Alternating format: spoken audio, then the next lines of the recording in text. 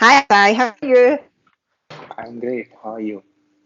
Yeah, good. Thank you. Can you hear me okay? I can hear you. I can see you. Good. What time is it with you? It's 1 a.m. here in India. 1 a.m. Oh my goodness. It's late. Yeah, no problem. Thank you. Firstly, thank you very much for accepting my request and accepting to be on my show.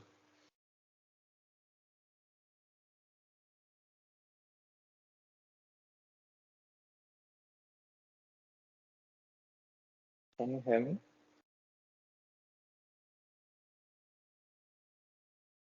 Yeah, I can hear you. Uh-oh. Yeah, okay.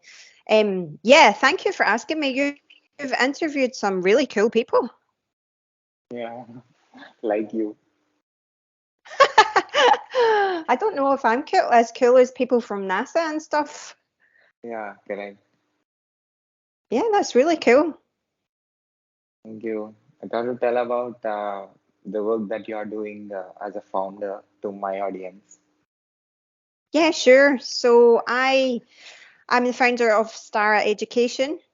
And my main focus at the moment is mental health training and mental health education. I'm working, been working really, really hard on a program specifically for parents to help parents look after their children's mental health as well as their own mental health. And it's really happened because I became a mum last year myself. And I think I've worked with families my whole career, and I kind of look back at the work I did previously and I was like, what was I talking about? Because I wasn't a mum and I don't think I really understood. And now that I'm a mum myself, I just have so much more understanding of how difficult it is to be a parent and how to look after your child to the best in the best possible way, and how that can really wear you out, wear you down, and affect your mental health. So I've developed this program which is all really about supporting parents, educating them, and helping them if their children have any difficulties. So that's my main focus at the moment, but we were kind of talking earlier, I do lots of things. So, what made you to take this?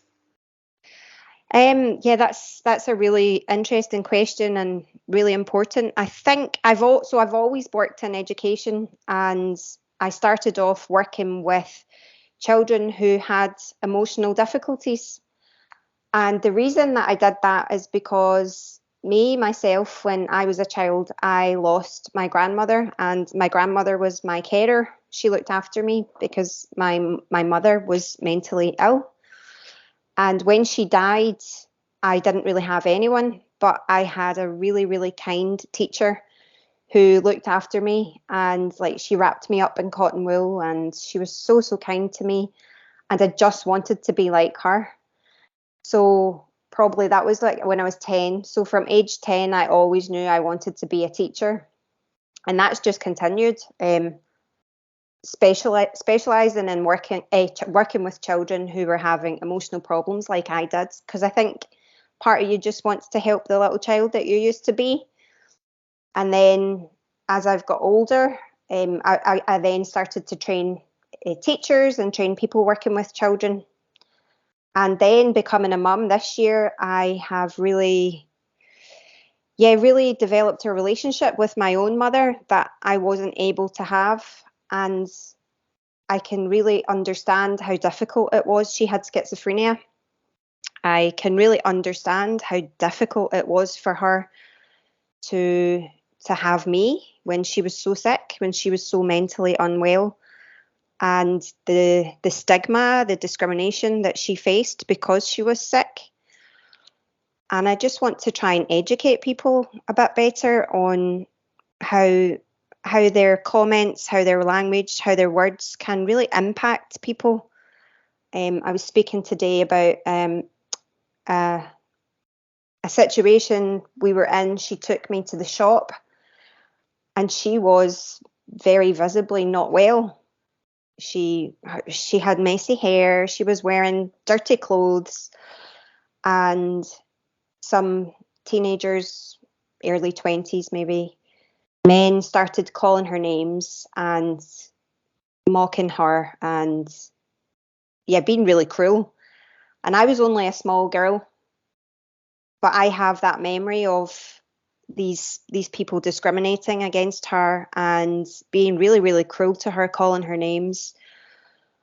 And that's always sort of stuck with me my whole life. I've always felt that. And now, since I'm a mum, it's like I feel that connection to my mother and I want to do something for her. I want to make some kind of change for other people experiencing what she experienced. So yeah, big personal long story there. So why parents?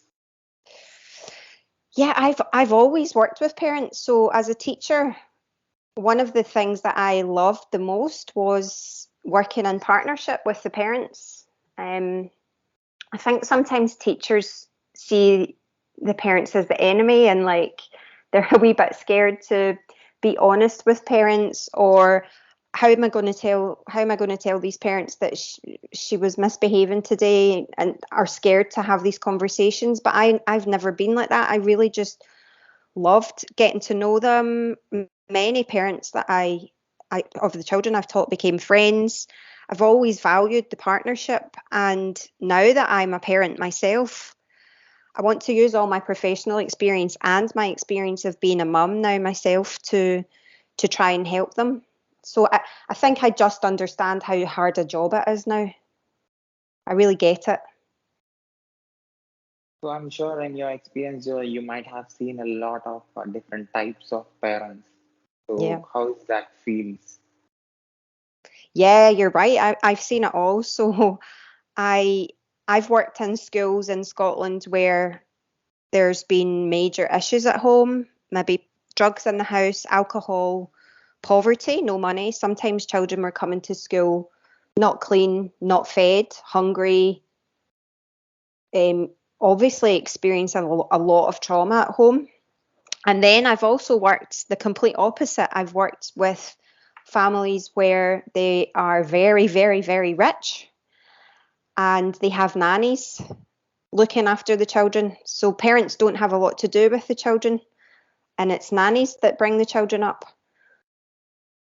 And those children miss their parents and they want their parents, but their parents are too busy working, and they miss out on attention that way. So I've worked with all kinds. I've worked with parents who want updates every day on their child's progress. They want to know everything. They want to be very informed. And then I've had parents who are really cool. Yeah, is she all right? Is she happy? Yeah, cool, that's fine. So yeah, a wide variety. So do you have any particular experience with any parent? Negative. Any particular experience that you cannot forget? I can't forget. Gosh, I think I I've just really valued the parents that I've always worked with. One particular one that stuck out. I have had so many parents that become friends. I guess one thing that's really lovely is a family that I worked with in Abu Dhabi, who actually I left Abu Dhabi. I was working there for a while and I left and came back to Scotland in 2016. And they all came, the whole family, an Emirati family. They all came, mum, dad, and the two boys came to Scotland to visit me, and we spent the day in Edinburgh. And I think that that's really, really lovely, and it kind of makes me feel that yeah, I made an impact. I made an impression on that family that they would fly across the world to come and visit me. So how parents impact their children? Gosh, it's massive. The parents are the primary caregivers. They are the role models for their children. Everything that they do impacts everything that they do. And this new course that I've, it sounds a little bit funny. Can you hear me okay? Yes. Um, this new course that I've developed called Embrace, which is a 6-week program for parents. And I go into all of that. We look at attachment theory and how important it is for parents to form that really solid, secure bond and attachment with their children, because that's what sets them up for all the relationships that they make in their life. If they've had a secure, solid bond with their parents, they then feel trusting, they feel confident to make friendships, to make other relationships. So important. It's everything. So what are couples before marriage and after marriage, after having kids? How it changes. Yeah, after they becoming parents. Yeah, I can speak personally for this one. Yeah, I think the lack of sleep that parents go through when they have a baby is really, really difficult. And probably the thing I struggled the most with. I really struggled with the lack of sleep, and that just causes you to feel overwhelmed and stressed all the time, which not so much for me. We were really understanding. My partner's really understanding and really, really, really supportive. But I think that that can really get in the way of relationships. Certainly, time wise, at night time, we would quite often do things together. And you now, by the time you get the kids to bed and stuff, you don't have the energy or the time to go out and do anything, or you just want to go and sleep. So, I think it can have a negative impact, but certainly for me, the main thing for us has been time and energy, tiredness, but it's been a blessing for us and really positive. It's just another little gorgeous little human in the house. It's lovely. So have you ever thought that why this process is happening? Parents, kids, again parents, again kids. Why? Um, Sorry, I don't know what you mean. Uh, Parents giving birth to children, and they becoming parents, and they becoming Oh, like older. Yeah, cycle nature. of process. Yeah. I guess it's just nature, isn't it? It's been going on for us as long as. I think I remember asking someone a question one time, what do you think the meaning of life is? And he said, it's to have children, of course. So I think, and when I didn't have a child, I certainly did think I was really missing something, and having a baby would fulfill me. And actually, it has. It really felt like the missing piece in my whole life. So I guess that people think it's the meaning of life, and yeah, it feels good. What do you think? Do you think you'll have kids? What do I think about parents? Yeah, no, what do you think you'll have kids? I can't understand you. Do you think you will have children? Uh, like you said, it's part of nature. Yeah, yeah. It's the circle of life, yeah. Uh, because it's nature given you that the great natural thing. So Yeah, it's a blessing, it's a gift. It in some ways it does feel like magic. I know that when I found out I was pregnant, it felt like magic. so what was your first feeling when you saw your a person came from you? Oh, yeah, it was just magic. I was talking about this the other day. It's like mothers get this rush of oxytocin, the love hormone, through their body. And I think for the first 3 days, I was just walking around in a dream. So obviously, I wasn't sleeping. Baby wasn't letting me sleep, but I was just so happy. It was like walking around in a dream and this rush of love. Everything was amazing. Everything felt great. Everything felt. I'd look at my baby and look at her dad and just so much love. It was beautiful. It's lovely. And you saw different parents, right? So how will be their emotional status when when they come to you or when you see their kids?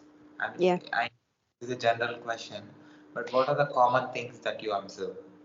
Yeah, so another reason why I've changed my work and done this program for parents. I had a radio show previously, so I used to do the interviewing, and it was called Helping Your Child to Thrive, and it was all about what we can do to help children thrive, to help children be happy. And I used to get a lot of listeners and a lot of people emailing me, reaching out to me, and it was often like they needed help, not their parent, not their children. Okay, their children might have needed help, but they were so overwhelmed, they were so stressed. It was them that needed help. They needed support, they needed nurturing. And I don't know if you know the saying, like, you can't pour from an empty cup. If parents don't feel supported and strong themselves, it's very difficult for them to take care of their children.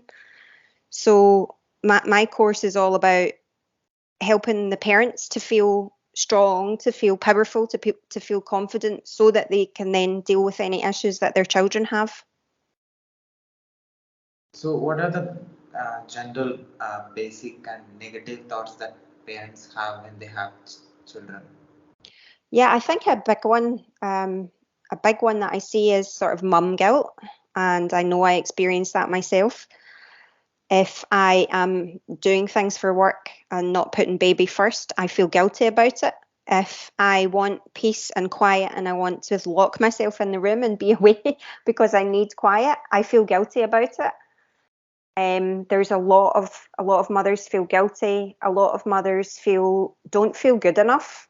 Um, I know that I feel that sometimes. I'm choosing at the moment. I've been choosing between housework or work. So my house is dirty. I've not had time to clean because I've had to focus on my work, and that makes me feel like I'm not good enough. I can't do everything. So that's a big thing for parents, mums especially, feeling that they can't keep on top of everything, like they're not good enough. But actually, they're only human. We've only got two pairs of hands. We can only do what we can do. Um, Another one, I think I've seen a lot of parents, and I've experienced this, become quite overwhelmed with all the information out there. There's people telling you to do it this way, people telling you to do it this way, and I felt this a lot with baby advice. Some people were telling me, don't wean the baby until she's 6 months, and then other people were saying it's okay, she can have solid food at 4 months. Don't let the baby, don't swaddle the baby, let her sleep freely. And then other people were saying, no, you have to swaddle the baby. So there's lots of conflicting advice, and I think that's quite overwhelming and confusing for parents. Yeah, there's lots. I think another thing is there's often not the right support for parents. If they don't have family and friends to go to, there's sometimes not the right support networks for them. We've got third sector, a lot of charities that do support in Scotland, but I think we could be better as a society at having networks in place for parents. I don't know what it's like. What's it like in India with you for parents? Okay. So, parents in different parts of the world are Mm-hmm. same. Yeah, I think all parents are the same. It just depends on what support they have. So like the parents I worked with in Abu Dhabi quite often had nannies in the house, and the nannies were doing a lot of the work with kids, but the parents still felt guilty because they weren't spending the time with their children. The parents still felt overwhelmed because they had so much work to do and they were putting work before their kids maybe. It's all the same sort of problems. So, what kind of complaints that you listen from parents? I think COVID has been um, catastrophic really for the rise in anxiety in children and young people. I think that it's caused a lot of children and young people to lose confidence, out of routine for so long, out of that social situation for so long, and a lot of young people have become quite anxious and sometimes don't want to go out or on their phones all the time. They don't want to interact. They've become really shy. I get a lot of parents saying that they're really worried that their child has anxiety, and doesn't want to socialize the way that they used to. So that's a big one. That's a really big one. So that becoming parent stage, so new parent, what's their and emotions?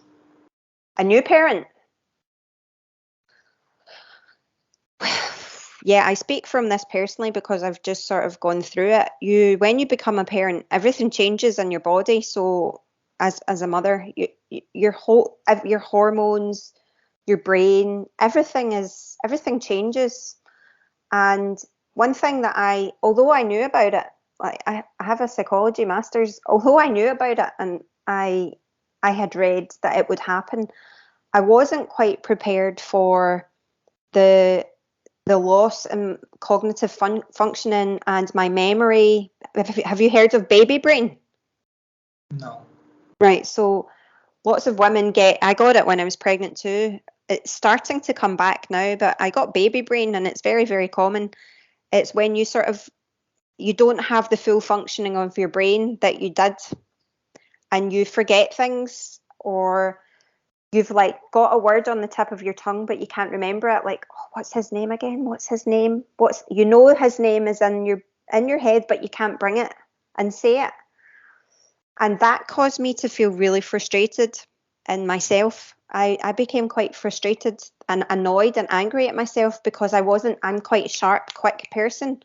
And I just couldn't. Everything was slow. I had to really think about my answers. I couldn't work at the speed that I used to. So that's a big problem. That's a big challenge. Another big challenge, I didn't experience it, thankfully, but postnatal depression can be a really serious problem for mums who've just had a baby. They can develop depression after having a baby, and there is good support for that. NHS do quite a lot of checks to check if mums have that, but that's a very common problem. And then just your normal stress, got so much to do, no sleep, overwhelmed, and all the other things I talked about. Listening to a lot of parents and their experiences, how that impacted you? Yeah, I would be lying if I said it didn't affect me at some point. So it did. And when you're working with families that you really care about and you've developed a relationship with the children and something's not right in the family, yeah, it's upsetting. I'm only human, but you have to be quite careful and maintain a professional boundary and not get too involved and not take on their problems. And I think that's just part of being a professional. It's knowing how to still be caring and empathetic, but at the same time not taking on their problems. And I think for me it's just having good self-care practices. If I come home from something really stressful, or if I've been dealing with something really stressful, I will do a meditation. I'll have a really hot shower. I'll go for a walk. I'll just clear everything, ground myself, and just try and do the best that I can do for that family. But know that you can't do everything. You can't make things perfect for people all the time. So how physical changes in parents affect children? Physical changes, like if parents are sick. Yeah, whatever, anything internal inside the body. Well, I'm not a doctor, so I can't really talk. I can't talk in too much detail about that. I do know that when parents are mentally unwell and have mental health problems, that does impact the children. It can have impacts on the relationship that parent can have with their child. It can impact the child feeling that they have to do things for the parent and be the responsible one because mummy or daddy's sick. That can have a massive impact. But physical stuff, I can't speak on that in too much detail. And do parents lose their freedom once they have children? um, you need to look at it a different way. I'm an older parent. I had my baby when I was 37. I think if I'd had her when I was younger, yeah, I would have felt I'd lost my freedom. I used to travel a lot. Like, I would decide, okay, I'm flying somewhere tomorrow. I'd pack my suitcase and I would go. So if I had been younger with a baby and not been able to do that, yeah, I might have felt like I lost my freedom. But now I don't feel that at all. I feel like I've done all that. I've had that fun, and now I feel very settled, very, very at home, and don't want to do any traveling. There's some things I miss, like I really miss having a long lie in the morning. You don't get that anymore because baby wakes up early. I miss that, but I don't miss anything. But I know that some parents do feel they feel that they've lost their freedom and think they'll never get to do things that they used to do again. And I just hang on as well to when she's a bit older. She's still a baby. When she's a bit older, I'll be able to take her traveling really easily everywhere with me. So I don't feel like I've lost my freedom, but I can understand that some parents would. So after working on this subject for so long time, you have collected so much information and you have so many observations in your mind. Hmm. You know how different people are thinking and different Hmm. parents and how they are taking decisions. So Hmm. you can get a course and Hmm. you're telling your experience through this course to Yeah. the right. So Yeah. uh, so how this is going to help any parent? I think what I really want to achieve from this qualification for people working with me is, firstly, I want them to achieve. So an accredited, a UK accredited qualification. So I teach at Glasgow University. I'm a teacher fundamentally. I love teaching people. So I want the parents that I work with to achieve a new qualification for their CV, for their professional development. And in that qualification, I want to support them. I want to empower them. I want them to feel confident that if their child is having any kind of problem with their mental health, they will know what to do. They will know how to look after themselves, to take care of themselves so that they can take care of their child, and they know the right steps to follow. I guess that's what I really, really want to achieve with this. So parents education or Mm, single parent or uh, parents without having any support. mm. So I'm sure these things will impact their children a lot. So can you tell some experiences that you had that in, that impacted the children a lot? Yeah, I've done so much stuff. I've been supporting parents for as long as I can remember, and sometimes all parents need is to know that there's someone there listening to them and not judging them when they tell you something like, the child is really, really difficult today, and I wish that she was at school and she wasn't here. And it's feeling that they can say that to someone that won't judge them. So sometimes it's just about being a listening ear and just giving someone a cuddle sometime and saying it's okay, I'm here, I'm listening. Some other things that I've done, yeah, I've worked a lot with parents who've had behavior problems, children who've had behavior issues, and I've given them strategies of things to work. Like, I worked in this house, and when the little boys just would not go to bed. He would not go to bed at night. You'd say it was bedtime, and he'd be running all around the house. And I put in some strategies. Like, first step, we do this. We have the shower. Then we do this. It's read the book. Then we have this little massage. Then we have a story. I put in a routine, like 5-step routine that happens every single night. And I just kept doing it. I kept doing it until that's what the little boy knew, and he knew it was bedtime, and he knew he was going to bed. And it really transformed the family, because it was stressing everybody out because he just didn't want to go to bed at night. So that made a big change. I've done a lot of things like that. How these social values and societal rules will affect parents?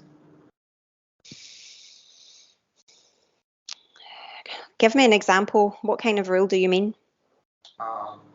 People in the society around them, talking about them, how these things will affect the parenting. Yeah, so like parents thinking they're not good enough. Whatever that is coming Yeah. out. But Yeah, I see, like, particularly on Instagram, I met you on Instagram. There's a lot of like accounts on Instagram who kind of say this is what should happen. Parents should do this. Parents should do this. Parents should do this. And one thing that really sticks out for me, and a piece of advice, is you know your family and you know what works for your family. And if you're reading advice and you're trying it and it just doesn't work and it doesn't feel right, then don't let that impact you. You continue to do what works for you and your family. Don't be so influenced by other people, unless, of course, it's a really positive thing that someone's helping you with. But I think parents can get too overwhelmed with all the different information and all the different advice, and it's just not going to work for their family. do parents who belongs to a particular industry Mm-hmm. will do the things in the same way like the parents who are working in other industry?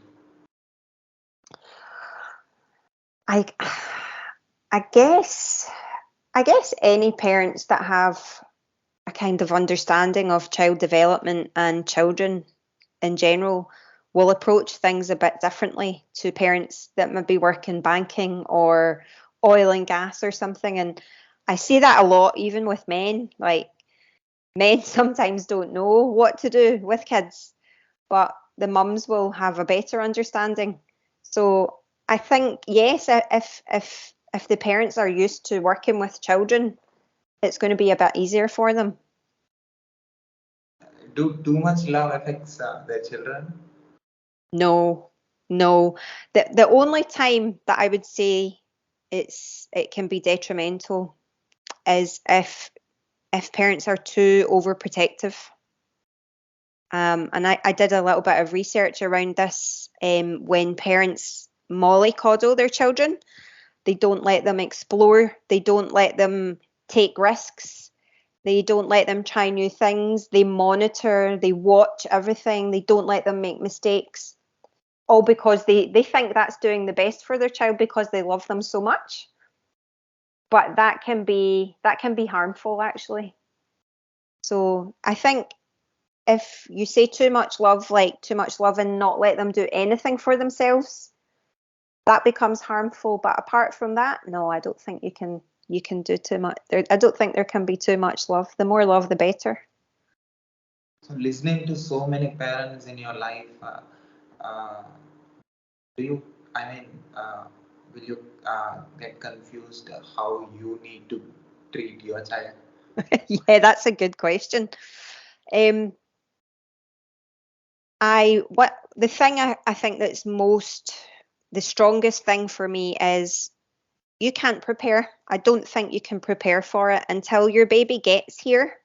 You can read all the stuff, you can have a little read at it, but you can't really prepare because when it's here, it just kind of happens and you just do it your way. So there's lots of things I wanted to do with my baby. There's lots of things I said that she's not going to watch any cartoons. There's not going to be any screen time. Well, there is. There is now because it gives me a little bit break and she likes it. So I think it's just knowing when your baby gets here, all the things that you had planned might go out the window and it might go a different way. And I think I'm still learning. I'm still just learning as well. So in your research or in your learning process, Mm. uh, what is the difference that you observed in parenting in other species? In other species? Yeah, You mean animals? yeah, any other than I think, I don't know enough about that. I don't know, but I think, when you see, so I used to love cats. I used to rescue cats. And I think all that main thing that we all have is that protection. You just want to protect your little cub, your little kitten. You just want to protect them. And that's in here. It comes from in here. You will do anything. Anything. You will hurt anyone. You will do anything to keep your little cub protected. I think that goes for all the animals, doesn't it? That's what you see. You see the mama bear doing the protecting thing, and that's really natural. That's just you born when they're born. That just happens inside you. So parents are right all the time? No, no, no. And I think I was talking about this on Instagram not that long ago. We make mistakes. Parents make mistakes. We're only human. I think the important thing when we do make mistakes is to admit and say, yeah, that was a mistake. I got it wrong and I'm sorry, and apologize to the child and try to learn from it and do better. Parents make mistakes. Why some parents don't take responsibility about their children? And what do you mean? Like not looking after them? They don't take responsibility. There could be a number of problems. So firstly, they might not be able to. They might be mentally not well and don't have the capacity to look after their child. They might have health issues as well that prevent them from being able to look after their child. They might have drugs, alcohol problems, stress and overwhelm with work maybe gets in the way of looking after children. Factors like that. Okay, like loving themselves more than children. Maybe. Yeah, maybe. I think, yeah, your world changes and the child comes first. When you become a parent, that all changes. Yeah, maybe some parents are like that. Men or women, who will have more love on the children? It would be very easy to say women, wouldn't it? But I don't think that's true. I think it's just a different kind of love. I don't think I don't think that's a fair question. I don't think you can split that, but it's just a different kind of love.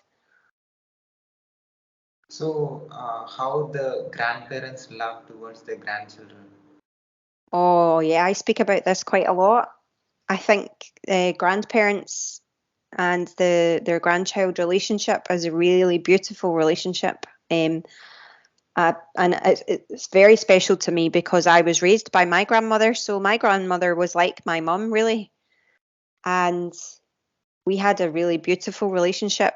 And my daughter now has got her grandmother. And I just love watching them together. She buys her lots of, not massive gifts, small gifts all the time. She gets her nice food. It's just a really beautiful relationship. And I love knowing that when she's a bit older, if she's annoyed with me or she's in a bad mood with me, I love knowing that she can go to her grandmother and she's got that special relationship where she can do whatever she wants. Granny's not going to say no. She's going to get spoiled and feel that love. It's lovely feeling more love from another person. It's lovely. Have you saw parents and children having completely different ways of thinking? Yeah, a lot of the time. A lot of the time parents will say, I just don't understand. I don't understand why they're behaving that way. I don't understand why they're thinking that way. That's very normal, and it can be quite difficult for parents to put themselves down on that level like they're a child. That can be quite hard. It's quite a skill to put yourself at child level and imagine you're a child looking at the world from their level, what they're seeing without any experience. They've only been on the planet, say 6, 7 years. A 7-year-old So that can be quite difficult for parents to understand, and they can have very, very different personalities, but I think that can also be quite beautiful. So how parents' personal interests and their influence affect the growth of the child? Yeah, it's massive. So parents are the role models. Parents are the role models for their children. If one thing, I'm a really big reader. I'm really passionate about books and reading and going to the library. And I've often worked with parents who want their child to be a really good reader. They want their child to do well at reading. And I will ask them, do you read books? No, I don't have time to read books. Right. Do you have any books in the house? There's some in that room. Okay, does the child see books? Not really. So if you want your child to love books and love reading, you have to model that to them. There has to be books around their house. They have to see you reading. That has to be the norm, because if mummy and daddy are doing it, I will do it and I want to do it. So the parents are that's just one example. The parents are the role model for everything. Language that's used in front of the child. If parents are using bad language or, not nice words, of course the child's going to pick it up. So what do you say about children who don't have parents?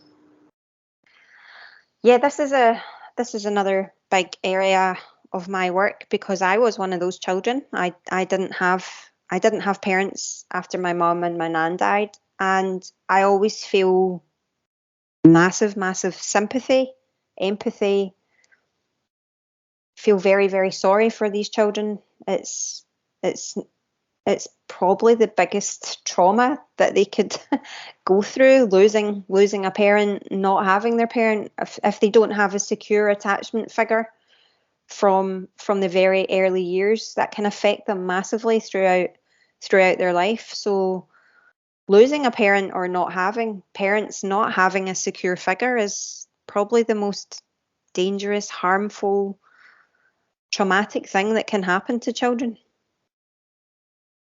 Have you experienced parents having doing silly mistakes? Oh yeah, all the time. All the time. I do it all the time as well. It's just part of it. It's part of being a parent, and it's okay. No, just know that you're going to make mistakes, and it's okay. We all do it. This means experienced people already know how things work. But that's So, it. You would think, with all my experience, you would think I would be a pro. I'm making mistakes every day with my daughter, every day. so who are their teachers? If the parents who don't have parents, who are their teachers or who are their role models? Yeah, that's really important. So, quite often, if another family member is around, a grandparent, quite often they're lucky if they have their grandparents to take care of them, and they become role models. Sometimes another family member, or they will maybe go to a foster home where they will have foster parents to take care of them and become role models for them, or they might go into a care home for children, a residential care home for children, where they will be looked after by practitioners who become role models for them. That's difficult. That's hard for children. Change is constant in the nature. Yeah. So parents adopt a very parents have little experience to adapt to new situations or Mm, conditions, mm, things, but mm, children don't. So mm. parents make their children to get adopted to this. Yeah, that's a good question. One thing that I would say is continue to be the role model, and if there's big changes happening, you have to role model calm, like you're in control, like everything is okay. Because if you start to show the child that, you're stressed, you're freaking out about everything, the child will pick up on that nervous energy. So it's about parent remaining calm and in control and confident, and letting the child feel that everything's okay, there's no big change, everything's going to be fine. Also talking the child really through what changes are happening, keeping them informed and talking them through so that there's no big massive surprises, involving them in the change, asking the child for their input, asking them what they think about it. Do you have any ideas? Really involving them in the process. That's important too. So what are the great qualities to be great parent? Great qualities to be a great parent.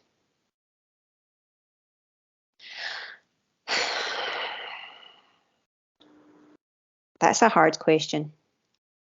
I think being available for your child when they need you, being really available, get off your phone, get off your laptop, get off your whatever device and show your child that you're there for them when they need you. Connection, being really connected with your child, showing them that they're number one. I think being open to and accepting help when you get it. One thing that I'm guilty of is trying to do everything myself. And the more help that you can get is the better. So accept and take help where you get it. Know that you're going to make mistakes and don't feel too guilty about them, but try to learn from them. Try to do better. Have fun. Just have fun with your kids. I read a post the other day saying you have to really like your kids. You have to get to know them and you have to really like them and just try and have fun with them. And of course, I would say as well, like you need to put some boundaries in place. You need to have rules in the house and regulations in the house that make the house work. That keeps everybody safe and happy and in a routine. So how communication skills impacts this relationship? Yeah, there needs to be really open, good communication from the start. Like your child needs to feel that they can come to you with problems, that they're not scared to tell you things. If they tell you they've done something wrong, you won't explode, you won't shout, because that's when they'll start to keep things hidden away and keep secrets and they'll be too scared to tell you anything. So communication's a very, very big one. And again, that links back to what I was saying.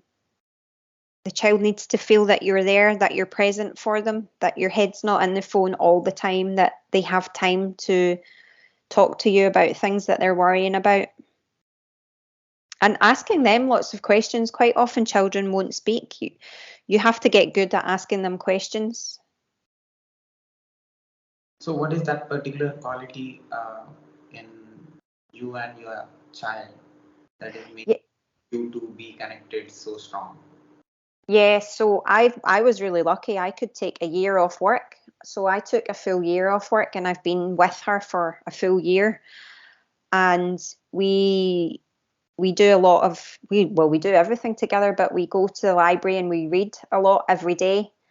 And that's our time together. So when she knows it's story time, she knows it's just me and her and we've got the book and I speak to her about the book. And she's too young at the moment she's not talking or anything yet, but she knows that's me and her time. And I hope that she'll always have that and feel that time where I'm not on my phone, I'm not doing anything else. It's just me and her.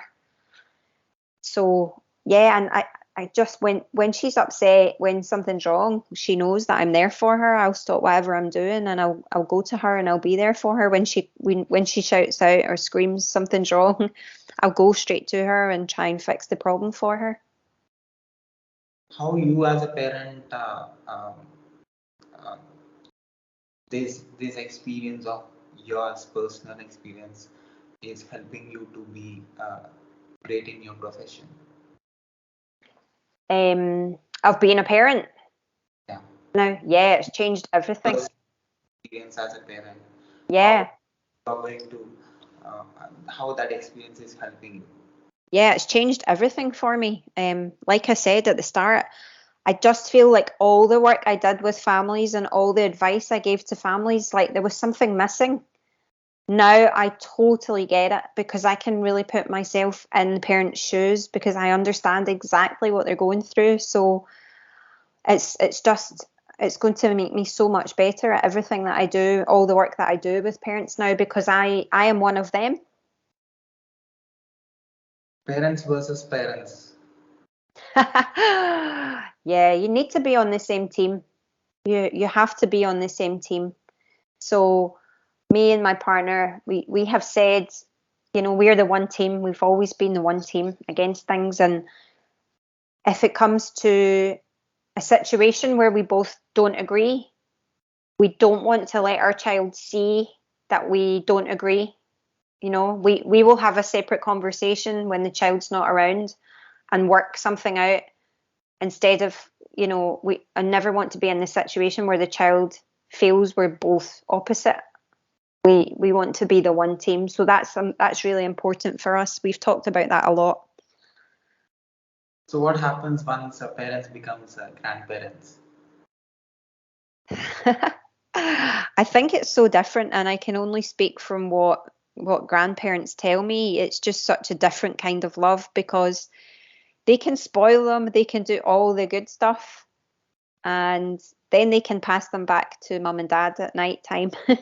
And the parents have to put all the rules back in place, but the grandparents can do all the fun things and let them do whatever they want. So I think that's the difference, and I can only speak from grandparents that I've worked with, spoken to.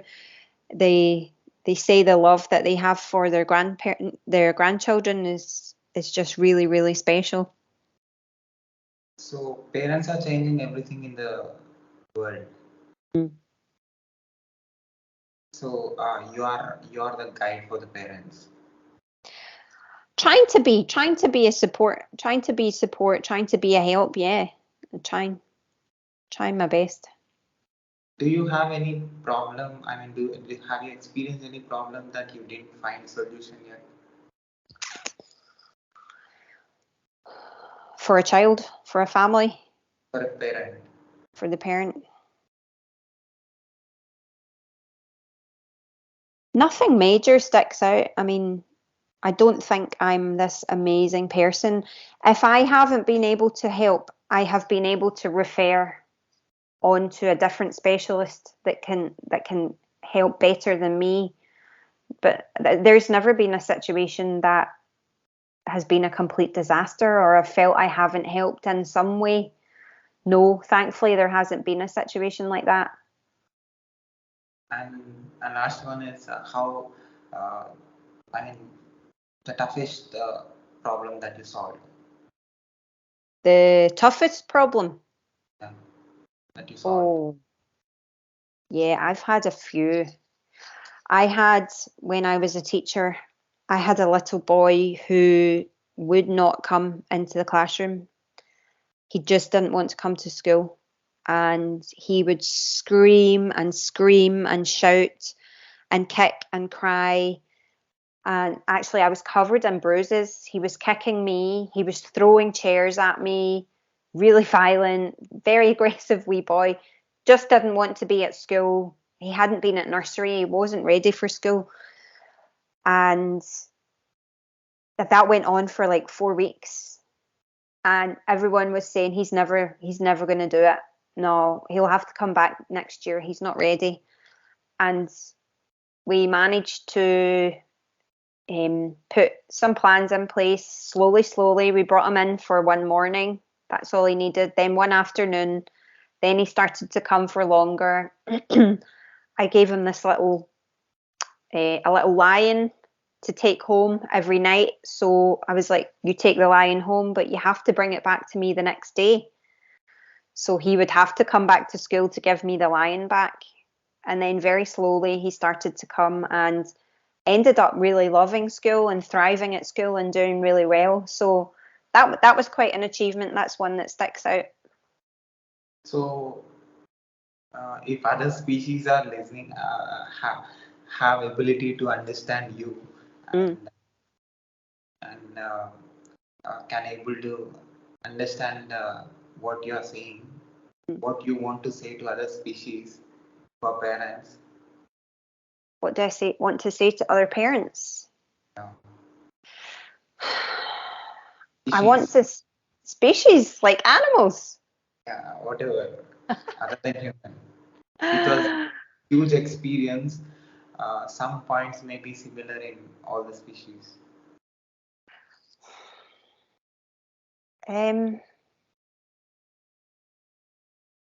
That's a hard question. I'm not sure. Feel the love, take care of each other, be connected to each other, be loving, listen. Most important things, be connected. So at last, what do you say to the world who are watching and listening to you, especially to the parents who are listening to you? Definitely your points or your valuable advices, and also tell about your course, which will help them uh, their in their difficulties. Yeah. I would just want to say, like, parenting is the hardest job. It's definitely the hardest job. And it can feel like you're very alone, but you're not. There's people out there that can help you. And if you follow me at Starra Education, I post lots of advice. I've got some free training videos, a free ebook there that can help you and support you. I've always got free content that might help you. Reach out, get the support that you need. Know that you're not perfect all the time. And yeah, but you're going to make mistakes and it's okay. You're just human. We all make them. So I'll put your web links in the description of this video. People who find the video on YouTube can see the work that you're doing and can see the resources that you are sharing.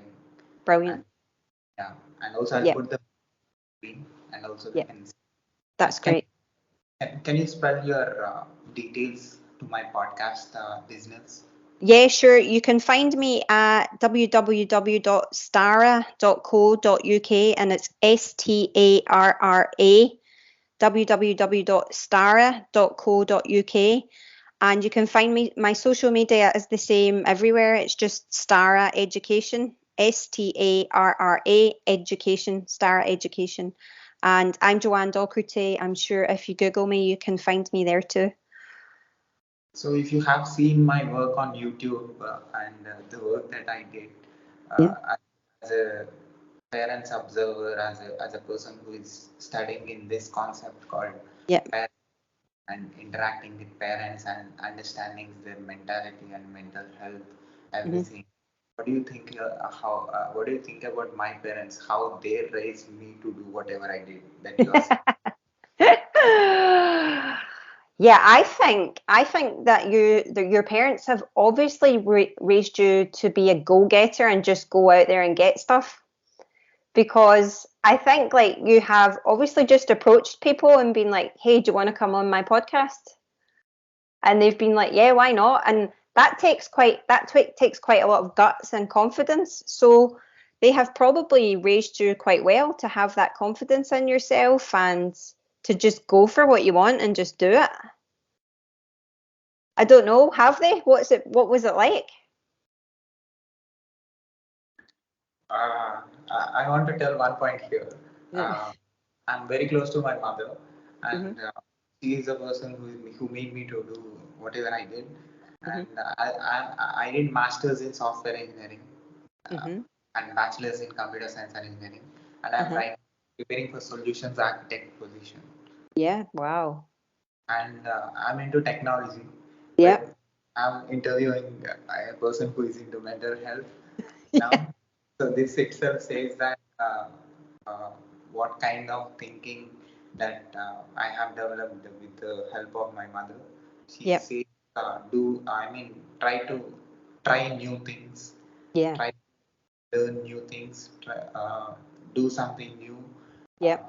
uh, talk with different people every day. Talk with different people because you will learn different things from different people. So Yeah, that's really good. That's nice. police officers, authors, and scientists. You Mm-hmm. saw NASA scientists, Mm-hmm. CEOs, Yep. experts, technology experts, everybody. Mm-hmm. I what worked for me in order to connect with different country people who are into different professions and Yep. who are into different age groups and Yep. genders. I don't know what worked. There is some connective thing in me which made me to connect, and that quality came from my mother. And Yeah. that's a rare quality I think saw in many people. Yeah, it's very commendable. Well done, your mum. It was a great idea. I think what you're doing is fantastic because if you limit yourself to tech, you'll end up getting bored. Open up the podcast and meet new people. It's a new thing actually talking with you, knowing new things, what you do, how you make things possible, how you solve problems, how you're working. Because I saw you do lot of stuff. Mm, What you do, my audience actually it is an educated thing. They yeah, will get inspired by you. I want to do like don't know from anywhere on this planet who will listen you and who will change you or who will yeah, connect you and who will tell you their problems. Don't know. I want to learn at the same time. I want to share, give it to the world. In yeah, the time of my life, I want to do both, learn yeah. and give. Thank you. Thank you. And I am so passionate about learning. Learning is my thing. Learning is what lights me up. And that's why I am so passionate about doing this new course because it's given parents a qualification as well for their own personal achievement, not just to help their children, for their own development. So, final one word about parents. Yeah. One word about parents. Yeah. One word about parents. You need your village, you need your support network, and don't try and do everything alone. There is always help. Get the help that you need from wherever you can. Awesome. Can I put this video on my YouTube channel with your permission? Yes, yes, of course. And also, can I put this audio and video clip on my podcast, website, internet, Yeah, social media? yeah, of course, no problem.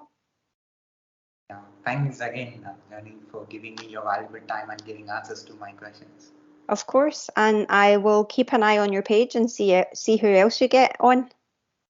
Yeah, definitely in future we'll meet again. Yeah, okay. Thank you so much. Thank you. Bye. Thank you. Bye.